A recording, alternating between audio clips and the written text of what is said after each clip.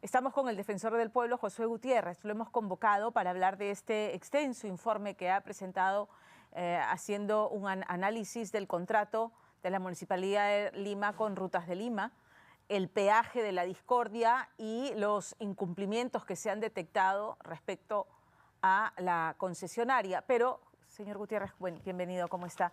Quisiera empezar la conversación por el tema que está en titulares hoy, ¿no? El tema inseguridad ciudadana, extorsiones y la sensación que desde el Ejecutivo, aun cuando se anuncian planes con nombres rimbombantes, no vemos su correlato en la práctica y los peruanos nos sentimos verdaderamente arrinconados con el tema de la inseguridad ciudadana.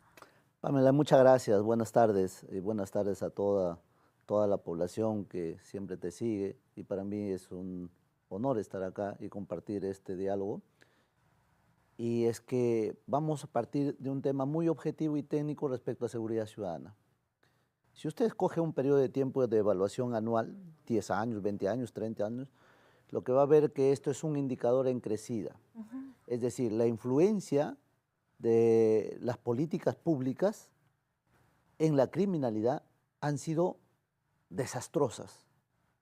Y esto no hay cuándo parar. Distrae mucho dinero que puede ser asignado a otros temas como la educación, la salud, fortalecimiento de la persona como ser humano y tener un PEA creciente que introduce un cambio económico en el PBI. Eso no tenemos porque las políticas públicas han sido desastrosas. Entonces, dicho esto, si ya tenemos ese diagnóstico, podemos seguir insistiendo en las mismas variables, podemos seguir insistiendo en lo mismo cuando el resultado va a ser igual o peor.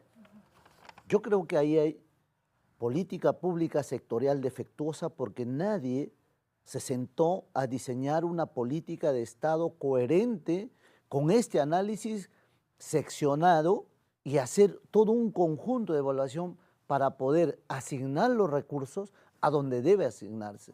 Y cuando uno habla de 5 años o de 10 años, la verdad es que son corto y mediano plazo. Y en ese corto y mediano plazo usted sí puede tener diferenciación de resultado cuando aplica una cosa diferente. Es decir, si todos los días hacemos lo mismo, los resultados van a ser lo mismo. Tenemos que hacer cosas diferentes y eso, repito, no pasa por hacer lo que tradicionalmente hacemos. Más pertrecho, más policía, más fiscales, más jueces, más INPE, más cárceles, más todo, y recursos, y nunca hemos privilegiado lo que nosotros tenemos como activo importante. Todo país, el activo más importante es su pueblo, es su población, es los seres humanos, nosotros que convivimos. Usted sabe cuánto es el sobrecosto que tienen las empresas para poderse desarrollar. Yo vi cuando usted hizo la editorial de su programa y vi cuánta razón tenía usted, no solamente en su indignación, sino cómo estaba tocando un tema que es real. Una empresa, aparte de pagar sus impuestos, paga la seguridad del serenazgo, que nos incluyeron a todos los peruanos. Hoy día todos los peruanos pagamos serenazgo, que antes no se pagaba, y aparte la vigilancia de la cuadra del sector, más los artefactos de seguridad, y ahora los empresarios tienen que pagar un sobrecosto porque la tasa de criminalidad ha aumentado. ¿Eso qué implica? Que los seguros, al momento de calificar, te dice, tenemos mayor siniestralidad. Claro. Si el año pasado te cobraban 100.000 por el edificio, hoy te cobran 200.000 por ese alto grado de siniestralidad. Entonces, estamos empobreciendo al país porque no tenemos una política de Estado concurrente en esa medida.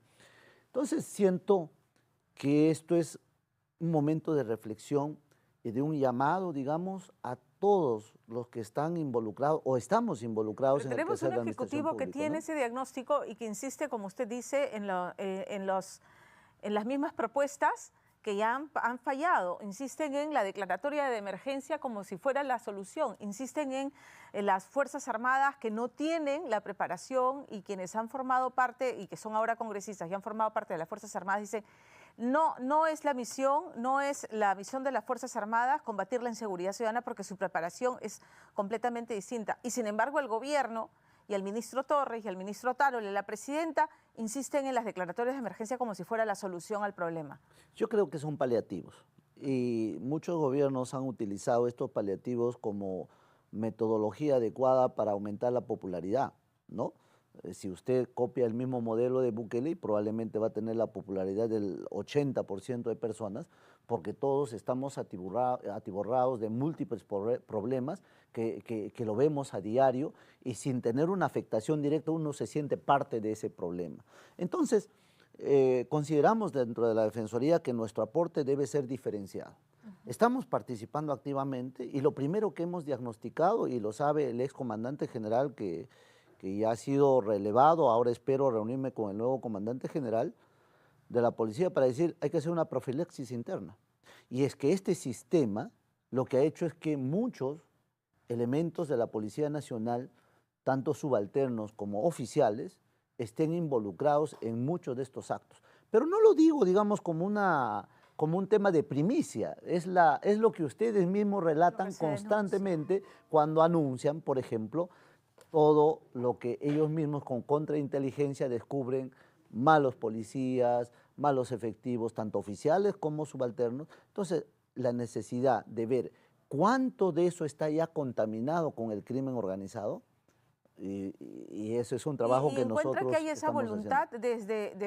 desde el Ejecutivo, porque recordemos que el comandante Angulo, el excomandante Angulo, es dado de baja y él sale denunciando que lo sometieron a presiones el ministro del Interior para el tema de los ascensos del año pasado, la evaluación de ascensos. Y de hecho se ha ido al Poder Judicial a reclamar que su separación del cargo ha sido ilegal. Entonces, ¿ustedes como Defensoría del Pueblo han acogido esta denuncia? ¿Van a actuar en esa línea? No, porque creemos que el Poder Judicial necesita desarrollar su autonomía en el cumplimiento de los principios elementales del derecho, que principalmente es el principio de legalidad, que cualquier autoridad debe reconocer en la ley el parámetro de su conducta. Y si eso no se hace, naturalmente el juez, cualquiera que pueda evaluar, un juez constitucional o un juez civil o penal, evalúan esos parámetros y sobre la base pueden determinar sus decisiones, ¿no? Que hay que respetarlo. En lo personal, considero que sea quien sea el comandante general, se supone es porque son líneas de carrera que hay que respetar como institución y como persona, debemos estar dispuestos a colaborar porque hay que fortalecer la policía. La policía se fortalece primero sincerando cómo estamos. Es como cualquier persona, o sea, si usted quiere mejorar en su estado físico, tiene que saber cuáles son sus debilidades más grandes y reforzar de esa manera habilidades que pueden mejorar, condiciones que pueden mejorar. La propuesta de la Defensoría en el tema de inseguridad ciudadana es empezar desde dentro y apartar a todos los que resulten responsables en investigaciones de corrupción. Y otra gran cosa que no es una novedad porque se ha hablado mucho, nos encantaría que los miembros de la Policía Nacional antes o en el requisito para postular deben ser licenciados del Ejército, porque no hay otra institución que enseñe disciplina, orden, que no sea el Ejército. A veces el año que se tiene para formar a los policías, o a veces mucho menos tiempo, no les permite, porque usted comprenderá que para ser un militar le enseñan a manejar armas, disciplina, formación como persona. Y luego ya en lo otro, que es lo policial, donde sí entra ya la formación del derecho, sí entra la formación, digamos, ético, de formaciones conexas, entonces usted va a tener un policía que ha pasado 2 años en su servicio de ejército, o por lo menos uno, y 1 año de formación que lo hace mucho más integral. Entonces, hay que privilegiar la formación y el perfil de quien quiere ser policía, y de esa manera vamos a devolverle a esta noble institución el prestigio que todos debemos esforzarnos en darle, ¿no? O sea, que sea nuestro compañero, nuestro auxilio. Y si usted pone estas 2 preguntas en cualquier encuesta, es probable que la ciudadanía no lo apruebe tanto como quisiéramos, ¿no? Pasemos al tema de Rutas de Lima, porque la Defensoría ha elaborado un extenso informe en el que encuentran incumplimientos al contrato.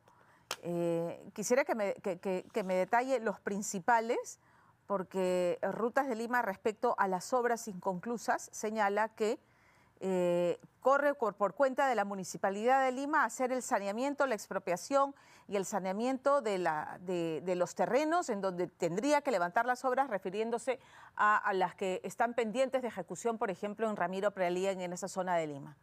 Respecto a la Municipalidad de Lima, habla su alcalde. Respecto a Rutas de Lima, habla su gerente, ¿ok? Ellos son parte, pero nos olvidamos de algo y espero que hoy día quede clarito que hay un tercero que somos nosotros, claro, los seres humanos, usted y yo, los usuarios que tenemos que pasar por los peajes y que no hay derecho que se nos meta la mano en el bolsillo y se cobre una contraprestación que no es tal. Le comento en cifras, 114 kilómetros han sido concesionados, de los cuales casi el 20% no existe. Y usted cuando dice 114, dice, bueno, por 114 voy a pagar 6.50, ¿no? Por 114. ¿114 kilómetros está hablando del peaje Puente Piedra? No, o sea, son 3 tramos distintos. Esa es otra cosa que es descabellada, ¿no? Le dan un tramo en el norte, separado, le dan otro tramo en el sur, separado, y otro tramo en en Ramiro Prialé, separado. Estos 3 tramos que no están conectados, sino a través de otros peajes, que es línea amarilla, o sea que esto, bueno, sin adjetivar, yo le puedo decir, de estos 3 tramos distribuidos en 3 ámbitos, el que tiene el tramo más corto es el de Ramiro Prialé, de 9,5 kilómetros aproximadamente, y cerca de 20 kilómetros por construir. Por eso, cuando uno entrega la concesión, dice, te voy a entregar para que usted me administre y usufructe de esto, 114 kilómetros a cambio que me hagas la vía y además hagas obras conexas como los bypass, todos estos temas que son parte de un estudio, y el monto de inversión estimado era de 515 millones de dólares. Estos 515 millones de dólares a 10 años ya se debieron haber ejecutado, pero no se ejecutó, apenas la mitad. Y lo más triste es que las vías que incluía, por ejemplo, como meta, un anillo vial, no lo han hecho el anillo, se han hecho una L y listo, lo demás lo tiraron abajo. En estos momentos, en septiembre de este año, del año 2023, el año pasado, hicimos una supervisión sobre el grado de abandono de las vías. Y está demostrado, están levantadas las actas. ¿De los 3 tramos o está hablando de Ramiro Prialé? De los 3 tramos. Yeah. Pero siempre en los derechos humanos lo que nos hemos abocado a analizar primero un tramo que fue el de Chillón. Yeah. El de Chillón, Pamela, mediante la ley 15.773, que es de muchas décadas antes, que está vigente hasta ahora, nunca debió haber existido peaje. Porque el requisito para que exista un peaje, porque se supone es una vía nueva, es una vía sobre la cual usted se va a desplazar de manera rápida, tiene que pagar un justiprecio por esa vía. Entonces, solo se instala cuando hay vías alternas que permitan el derecho al tránsito, claro, que constitucionalmente tenemos todos. Pero como eso nunca existió, antes de la concesión, antes de todo, nunca debió estar, ni como EMAPE, ni como Ministerio de Transporte, y menos ahora en la concesión. Entonces, he hecho esta separación. El tema de la instalación, entiendo que el tema de la instalación de los peajes han sido decisiones de EMAPE. Sí, claro. ¿Correcto? Y el tema de las vías alternas, porque eso también pasa en Puente Piedra, las vías alternas corren por cuenta de la Municipalidad de Lima y entendería también las municipalidades de los distritos involucrados. No hay vías alternas, entonces...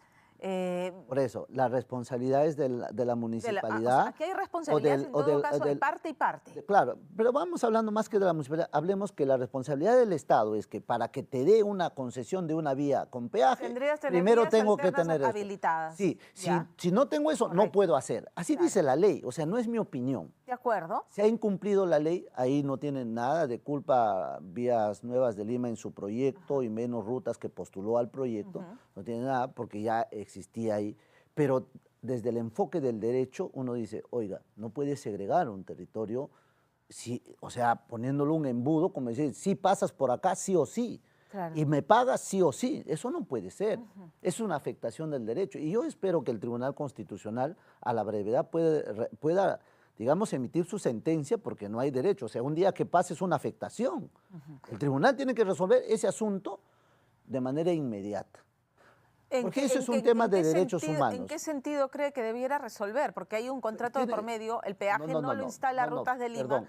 EMAPE lo pone, se cierra un contrato, la Municipalidad de Lima debiera habilitar rutas alternas, entonces, ¿cómo tendría que decidirse? ¿Que el tribunal diga se levante el peaje porque no hay rutas alternas? Así es, Ya. hasta el momento que la municipalidad o el Estado, el gobierno local, distrital, provincial o el mismo gobierno nacional pueda generar estas vías paralelas y se le brinde la oportunidad a la población de no estar secuestrada y cercenada en un espacio. Ahora, lo que desde un inicio... O sea, yo no voy a defender a Rutas de Lima aquí, pero hay un contrato de por medio. No, o sea, es que ese es el problema, Pamela. Sí. O sea, hay un contrato entre la municipalidad, que es del Estado, y un privado. Correcto. Pero el afectado directo, es el usuario. O sea, es el pueblo. ¿Y quién le va a defender al pueblo? Claro, o sea, yo ¿por entiendo qué? que ese es el Porque rol de la además, mira, Defensoría del nosotros Pueblo, pero hasta... hay un tema contractual que ha sido llevado a tribunales internacionales, ¿no? A tribunales de arbitraje internacional y que 2 veces ha perdido la Municipalidad de ¿Le puedo Lima. decir algo? Sí. Ambos confabularon, festinaron para perjudicar a la gente.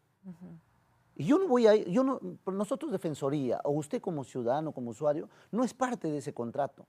Las partes, o sea, es decir, el municipio y Rutas solamente tienen una forma para solucionar su problema, que es ir al tribunal arbitral, ¿ok? Claro.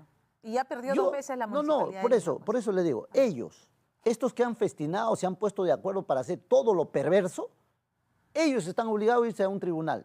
Y ya sabemos el destino de ese tribunal, porque además ese tribunal no es impoluto, no es independiente, y no te garantiza, por lo tanto, la cautela del derecho de este usuario que somos nosotros. O sea, la ciudadanía, la población es el afectado directo.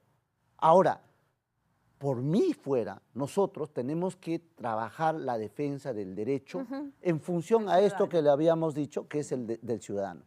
Pero por este tema que motivó nuestro estudio, incidimos ya en un ámbito mucho más amplio, que es la evaluación e investigación de los hechos. Primero, el expediente técnico, que sirvió como base para este proceso de selección y que Rutas de Lima se hizo de la buena pro. Tenía las condiciones, los montos, los cálculos eran los correctos para determinar 30 años y para determinar su inversión de 515 millones de dólares. ¿Eran los correctos? Primera pregunta. Segunda, perfeccionamiento. ¿El perfeccionamiento del contrato ha sido el más adecuado? Y tercero, la ejecución del contrato a 32 días de la firma del contrato, ¿le da a usted a su concesionario sin haber hecho el arqueo, sin haber hecho, digamos, el proceso que Estamos hablando del corresponde? contrato primigenio con Odebrecht, porque luego entra Brooksfield y compra la concesión. No, Odebrecht sigue siendo accionista. En 25%. Y no podrá dejar de serlo sino hasta que concluya el contrato. Pero por lo que yo veo, las obras no se van a concluir, no sé, quizá de acá a 10 años más. Lo que yo entiendo es que durante la gestión del alcalde Muñoz, la empresa solicitó a la Municipalidad de Lima que se haga una adenda para modificar el tema y sacar a Odebrecht, que tiene el 25%, porque Brooksfield estaba en la posibilidad de asumir las responsabilidades de Odebrecht en la construcción de obras. Mañana puede ser cualquier otra empresa, porque como usted acuerdo, comprenderá, pues, porque las acciones que se venden... Esa misma solicitud de adenda está en manos del alcalde López Aliaga y no le hacen caso. ¿Sabe lo que hemos detectado nosotros con eso que usted está diciendo? Cuéntame. Que el estudio original ha sido reemplazado por otro sin consulta de la Municipalidad de Lima. Es decir, acá todo el mundo hace lo que le da la gana. ¿Sabes por qué? Porque el funcionario de la municipalidad, como la afectación no es a su sueldo, la afectación no es a él te firma lo que él le da la gana, sin ningún tipo de control.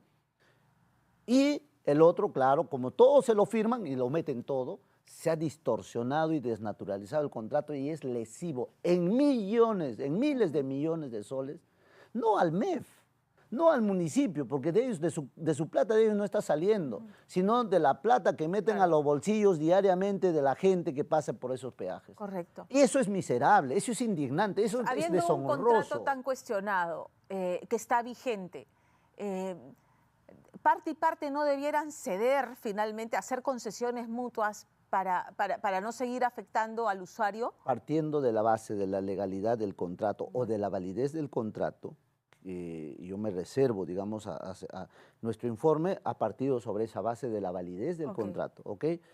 ¿Qué hemos recomendado? Que debe haber un acuerdo de partes para solucionar este problema. Sobre todo porque yo sí le puedo determinar con categoría y con manejo de cifras económicas muy técnicas que el pago de 6.50 de ese peaje es excesivo, excesivo. No está entre la prestación y la contraprestación, no hay un equilibrio. Debería pagarse mucho menos. Aproximadamente. Y por encima, yo podría decir la mitad de lo que fue inicialmente el proyecto, porque eran 3 soles, ¿no? 3 soles 50, y ese debería ser la tasa porque el retorno de la inversión es largamente grande. O sea, podemos decirle al país que tenga la tranquilidad que si hay una autoridad correcta, honesta en el Perú y pueda disponer la suspensión de esos peajes, y aun cuando usted pague toda la penalidad, inclusive de los que van a decir los árbitros, es mucho más beneficioso, no solamente en términos económicos, sino por la dignidad de usted, Pamela, por la dignidad nuestra y por la dignidad de todos los peruanos. Ya estamos cansados de seguir agachando la cabeza cuando todo el mundo ve que acá hacen todo lo que les da la gana, porque además de eso, ese concesionario entrega otra concesión. ¿Cómo es eso? Le entrega para cobranza electrónica, segregan la vía y hay un espacio de cobranza electrónica donde además del peaje que ya es oneroso, demasiado oneroso, 6.50, tienes que pagar mantenimiento de tarjeta, por cada monto que ingresas, pagar un monto adicional. Y si es que no consumes todo lo que está en esa tarjeta, porque a veces pones, por ejemplo, 100 soles, pero 100 soles exacto no calza los 10 o 15 pasadas que tienes. Y de ese cachito, del 3 soles o 4 soles o 5 soles que se te pueda quedar en la cuenta, ya nadie lo recupera. Entonces, ¿y qué? ¿El alcalde ha dicho algo de esto? ¿De lo que le estoy hablando? ¿O los funcionarios dicen algo? Y el tema de la implementación del peaje, del cobro de peaje electrónico, ¿no ha sido discutido con la Municipalidad de Lima? No tienen ni autorización. No es ni parte de una adenda. Por lo menos eso está en nuestro informe. Nosotros hemos pedido información. O sea, Rutas de Lima unilateralmente decide poner peaje electrónico y lo instala sin... Acá hacen lo que les da la gana. Usted ha visto que esas vías que están seccionadas, segregadas, son parte de un estudio. No, agarran así como hacen en la vía estas de Javier Prado, ponen sus conos por donde quieren. Este es una desgracia, es un desorden. ¿Y sabe por qué el Estado está mal? Porque todo es un desorden. Yo quiero supervisar salud, no tengo indicadores. Yo quiero supervisar educación, no tengo indicadores. Entonces, ¿sabe qué estamos haciendo? Así que nosotros dando palazos de ciego, claro, ciegas, dando políticas así. Claro, pero lógico, eso es lo perverso. Por eso cuando asumimos el cargo dijimos, vamos a profesionalizar el Estado. Y sabe, Pamela, el año pasado, cuando yo dije que vamos a empezar a identificar la población altamente vulnerable, que son los niños y adolescentes, cuando digo altamente vulnerable no me refiero a su hijo o a mi hijo que tiene, que es niño no estoy hablando de eso, sino que de acuerdo a la Constitución Política del Perú, el artículo 4, nuestros hijos, niños o adolescentes, son vulnerables. Ese es el estatus. Y de verdad, desde una perspectiva antropológica, sociológica, psicológica, en efecto están en proceso de formación y son vulnerables. Pero se convierten en altamente vulnerables y presa de la criminalidad cuando no tienen papá, no tienen mamá o están en un lugar expuestos al peligro. ¿Y sabe qué? Dijimos, vamos a hacer una supervisión a los penales. Necesitamos 5.000 comisionados. Yo les puse al exministro Contreras, se quedó fascinado de lo que estábamos haciendo y me dijo que el próximo año les vamos a dar más presupuesto, Josué, porque si sigues en esa lógica, vamos a tener un Estado más profesional, más medible. Ojalá que el nuevo ministro siga la secuencia, pero le voy a decir algo, no nos dieron más presupuesto este año para comenzar, o sea que quedó más en una retórica, pero igual. Pero sacamos adelante eso. Nosotros no tenemos más de 500 comisionados en todo el Perú. Necesitamos 5.000. Pero nos apoyaron las de Munas, nos apoyaron la defensa pública del Ministerio de Justicia, nos apoyaron los fiscales de familia, nos apoyaron los para jueces hacer de levantamiento de familia. información, pero Claro, siento que nos desviamos del tema de los peajes. ya, Quiero aterrizar en la propuesta de la Defensoría del Pueblo, porque finalmente el contrato está vigente. Entiendo que la concesionaria le ha dicho a la Municipalidad de Lima, ok, aquí está la adenda para sacar a Odebrecht, que es con quien se firmó el contrato original. Asumimos nosotros los pasivos que venían con el tema de Odebrecht, pero el peaje nosotros no lo pusimos ahí. Llegar a un entendimiento, porque mientras que el contrato esté vigente, a algún acuerdo hay que llegar, o debe así es. Yo creo que desconocerse el contrato con todas las consecuencias que eso supone. A ver, primero, este informe, repito, está basado en la validez del contrato y cómo se ha ido desnaturalizando poco a poco con la adenda y los acuerdos firmados, ¿ok? Entonces, eso ya es parte de un análisis muy serio. Las afectaciones económicas son muy altas, número uno. Dos, el incumplimiento del decreto legislativo 1365, que es la que regula la ley de promoción de inversión, establecía, y hace muchos años atrás, que el mecanismo para hacer las modificaciones de estos contratos deberían tener opinión favorable del MEF. Sin eso no procede las modificaciones. Ninguno ha tenido. El 2015 hubo un decreto legislativo nuevo como salvataje para que los que hayan incumplido esto puedan acogerse y sincerar. Y tampoco se acogieron. Entonces, lo que nosotros vemos es que ha habido mucha, bueno, por ser lo menos, mucha terquedad, ¿no? en Rutas de Lima, porque seguramente tenían el control de todo, ¿no? Y ese tener control de todo implicaba arrogancia, porque cualquiera que le adviertes que está en error, lo que busca es corregirse, o cualquiera que le dice, usted está llegando a la ilegalidad, pero acá hay una norma con la cual podemos establecer un mecanismo para que pueda sanearse todo este proceso. Pero no se hizo, o sea que hasta salvataje hubo, o sea, ni siquiera para decir que no cumplió la ley y por lo tanto no, le sacaron su ley para que se acoja, para que se insere, pero ni eso. Entonces, y respecto a la Municipalidad de Lima, la responsabilidad de la Municipalidad de Lima de sanear terrenos para que también se hagan las aguas, para las obras, para expropiar los terrenos que se tienen que expropiar para que se puedan ejecutar las obras en Ramiro Perelé, las vías alternas en el peaje de Puente Piedra, que no hay. ¿Qué exhortación se hace para ese lado? El Estado ha fallado en perjuicio de la población y que Rutas de Lima se ha aprovechado con esa falla que ha tenido el Estado, por ser lo menos, ¿no? Por decir lo menos. Entonces, ¿qué nos queda? Usted sabe que cuando se paralizaron todos los esquemas de agua y desagüe, porque simplemente no habían justamente las habilitaciones para poner los reservorios, el Congreso sacó marco habilitante para el proceso de expropiación y se hizo rápido. Eso se puede hacer en 3 meses, en el peor de los casos, entre la concepción de la idea del proyecto, la discusión de la comisión y el pleno. Tiene que haber voluntad de ambas partes. Pero también del Congreso de la República, porque ellos son los que sacan la ley autoritativa justamente para hacer. Pero primero partimos por lo técnico. ¿Quién le ha autorizado a Rutas de Lima cambiar el trazo que tenía originalmente la municipalidad o el proyecto? ¿Quién le autorizó? Para que diga si es que iba a pasar por acá o por acá. Esas cosas tienen que irse definiendo, porque cuando uno empieza a trabajar estas cosas en serio, lo primero que dice... ¿La Defensoría puede asumir un papel como que de mediador entre la municipalidad y la empresa para llegar a estos acuerdos mínimos y continuar con todo lo que está pendiente? Nosotros tenemos, en principio, con este informe le hemos hecho llegar a todos nuestra posición, que es objetiva, limpia, acá no estamos contra nadie.